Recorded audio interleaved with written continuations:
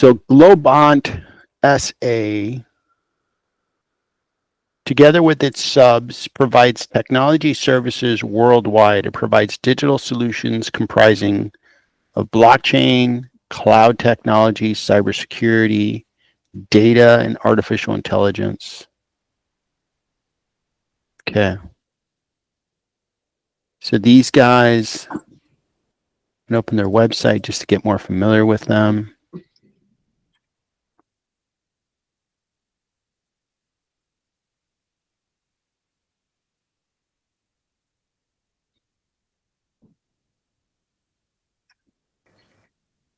So about this one, I know a little bit because originally is from Argentina, Uh-huh. and they have an army of programmers, Mm-hmm. and they offer basically any service that a programmer can offer, and that's basically it. You know, that's why they offer cybersecurity, blockchain, and many things. Mm-hmm. Good. I like the space.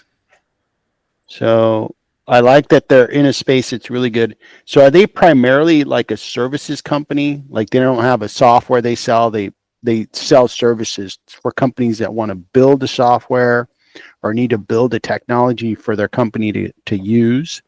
As You know that? as far as I understand, they provide services. They don't have a software that you can buy from them, but maybe that is not the case. But as I Mm-hmm. understand it now, or a few years ago, it was like that. Yeah. They have almost 30,000 employees. Okay, that makes sense. Okay, good. And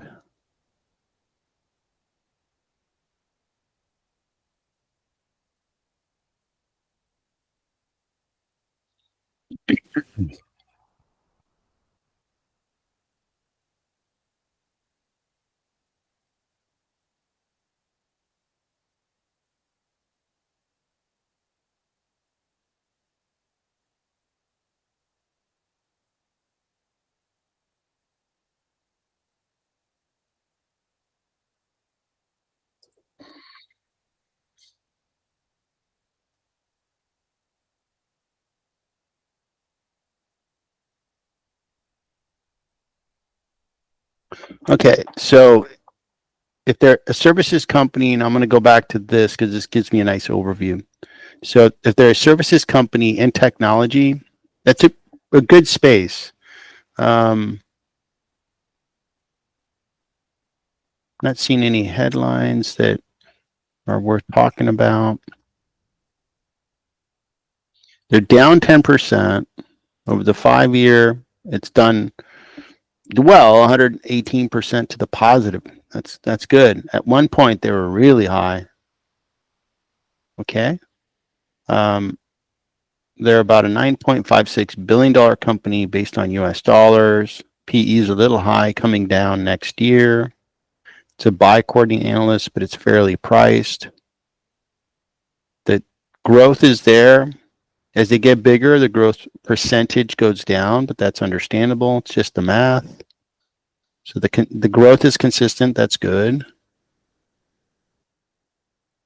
All right. So let's look at their margins. If their services are not going to be as high as a software company, but let's see what they're at. See, 36%, that's good. That's a services company. Remember how yesterday we looked at FedEx? That's a services company. And their margins were not like 90%. They were, lower. This one's 36% because they have to pay people to provide the service that a company is contracting for this company to provide. Okay, that makes sense. So free cash flow is there. So 242, they're growing at 15%. If I multiply this by 20, I'd get to about 5 billion. So it's not an exciting ratio that I'm seeing. But let's look a little further. The piece that is not as desirable, so that I give you my senses, is like when we look at a software company. I think yesterday we looked at Zscaler, right? And we looked at Adobe. Let's look at Adobe since that was the example from yesterday. So when a software company, they're in technology, and a software company creates the intellectual property that they get to hold. It's a patent. Nobody can use that same IP and the brand that they use, like Adobe Acrobat or some of the Adobe tools that they have. It enables them to keep just far better margins. Look at that margin. It's like not quite triple, but around triple what this company has. So just it's in its nature, it's not as valuable. This is smaller, but not that much smaller. If you look at Adobe, 21 billion in revenue. Globant is 9.5, maybe 40% smaller, or 40% of what Adobe is that from a revenue perspective. But that margin enables Adobe to be priced as a company, the value of the company, almost 200 billion. And this one is 1/20th, 5% of the value of Adobe, if you look at the market cap. So the difference in being services, being a software company, is very different, very drastic. Investors will pay a lot more for a software company because of that margin and free cash flow, and this one won't be as valuable. Now they are growing their revenues,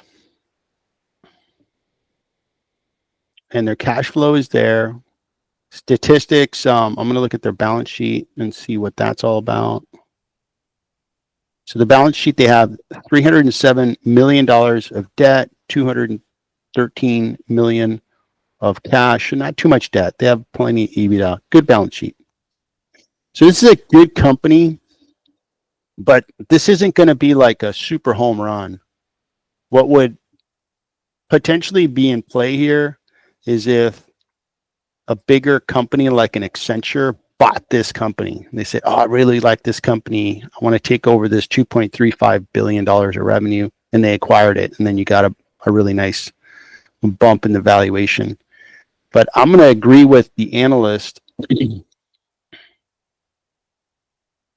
who are saying that the stock is not highly discounted. Some analysts, like this one here, thinks, and 20 analysts cover it. That's pretty good for a smaller company. This analyst is pretty pessimistic on the space. This analyst is pretty optimistic.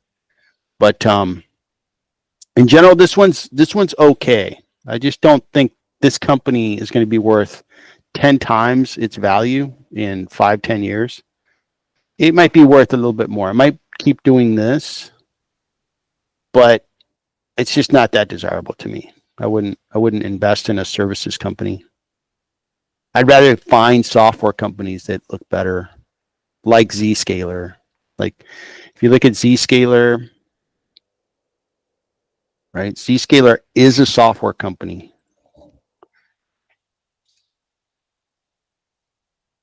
This company, they own the software they created. They get to, if they create really valuable software and 1 million people want to buy it, they don't have to recreate it 1 million times. They just sell it to 1 million people and they download it online and they get to make lots of money. So this is what I'm hoping we find that is unappreciated, undervalued. You can see that this one's performed really well over the 5-year, but the most recent year, it's like, wait a second, this guy is looking good to me. It's kind of discounted. This is 28 billion. If they keep growing, these guys can end up being a $100 billion valuation company. They're also a good target to be acquired by a Google, Microsoft, some big software company that says, hey, I want to add a security software product to my portfolio of softwares that I sell, and I'm going to buy Zscaler because it's priced at 29 billion in market cap. So that is Globant SA. Any questions on that, Tomas? No, I understand better now that it's not that they just have to be in the spectrum of technology, but also it is much better if they develop their own software. Correct. Yeah. It's like, see, they're in information technology services, technology. And within technology, right, not all technology companies are super valuable. Like hardware companies are not that valuable. They're a commodity. But companies like semiconductor companies like NVIDIA are really valuable because they hold a technology that everybody wants. And NVIDIA GPUs are in high demand. That's what's caused them to go above $3 trillion. So it's good to know within technology, maybe it's a good idea to look at the sector and kind of go over.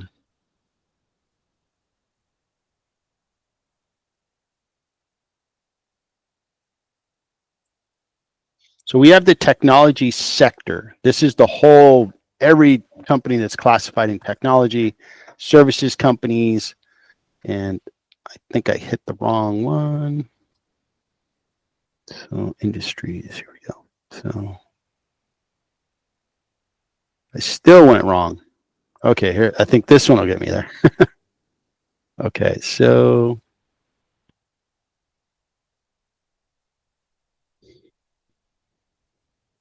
this is the technology sector. And then within it, we have software or applications. These are applications like Salesforce or Microsoft Excel, that kind of thing. Infrastructure, which is like Microsoft Azure, what used to be VMware, software companies. Where the company we just went over is in the services space. Okay, you see the market cap in infrastructure is really high, semiconductors really high. That's the combination of all the companies. This one is there, right? It's a $1 trillion valuation across 67 companies. But just looking at semiconductor, holy smokes, the same number of companies are worth more than 6 times more value. So that is interesting.